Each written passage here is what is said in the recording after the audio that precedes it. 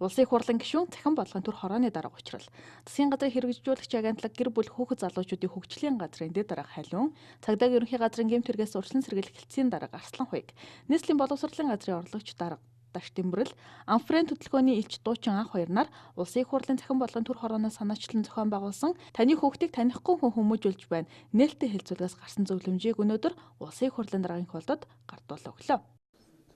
Улсын их хурл дээр цахим бодлогын төр хороо байгуулагдаад өнгөрсөн 4 сарын хугацаанд тодорхой 3 чиглэлээр ажиллаж байна. Тэгээд мэдээж төрийн цахим шилжилтийн хэрэгжилтийг илүү их боловсронгуй болгох, бас хууль эрх зүйн орчныг нь боловсронгуй болгох, за мөн аж үйлдвэрийн дөрөвдүгээр хувьсгал бэлтгэх, за мөн сошиал орчин буюу нийгмийн сүлжээнд хүний эрхийг хамгаалах, хүүхдийн эрхийг хамгаалах асуудал бол бас бидний үйл ажиллагааны 3 зорилтын нэг байгаа.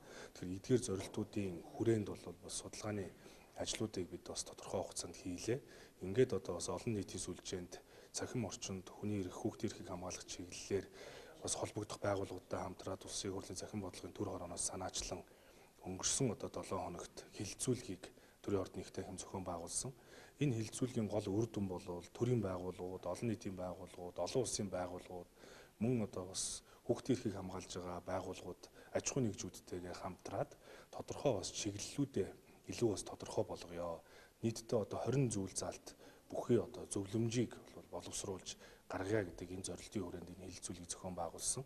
Ингээд энэ 20 зүйл заалт бүхий зөвлөмж маань бас аль бие усаар гарч үүнийг бас төрийн 3 өндөрлөгт аль бие усаар хөрвүүллээ.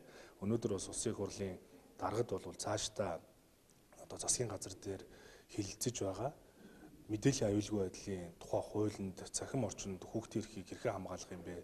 Хүүхдийн хамгааллыг хэрхэн бэхжүүлэх юм бэ гэдэг тодорхой саналуудыг тусгах, мөн бас олон улсын жишгийн дагуу цахим орчинд хүний эрх, хүүхдийн эрхийг хамгаалах энэ бие даасан хууль тогтоомжтой орнуудтай харьцуулт хийгээд тодорхой үр дүнгуудыг гаргах асуудал дээр бол бас санал солилцлоо.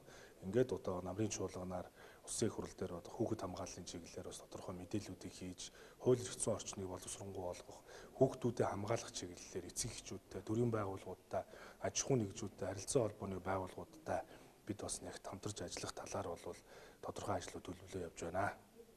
Түүнчлэн энэ чиглэлээр цахим бодлогын төр хороо гэр бүл хүүхэд залуучуудын хөгжлийн газар, цагдаагийн ерөнхий газрын гэмт хэрэгээс урьдчилан сэргийлэх хэлтэс, нийслэлийн боловсролын газар, харилцаа холбоо мэдээллийн технологийн газар, харилцаа холбооны зохицол хороо болон зарим иргэд санаачлан Амфрен хөтөлбөрийг орон даяар өнүүлж байгаа талаар дуулгасан. Улсын их хурлын даргын хуулд хүүхэд хамгааллын асуудал олон нийтийн анхаарлыг онцгой татаж байгаа энэ цаг үед ийм ажил санаачлан өрнүүлж байгаад талархал илэрхийлээд улсын их хурл хууль тогтоох үйл ажиллагаанд эдгээр гаргасан санал зөвлөмжийг тусган ажиллах болно гэдгээ илэрхийллээ.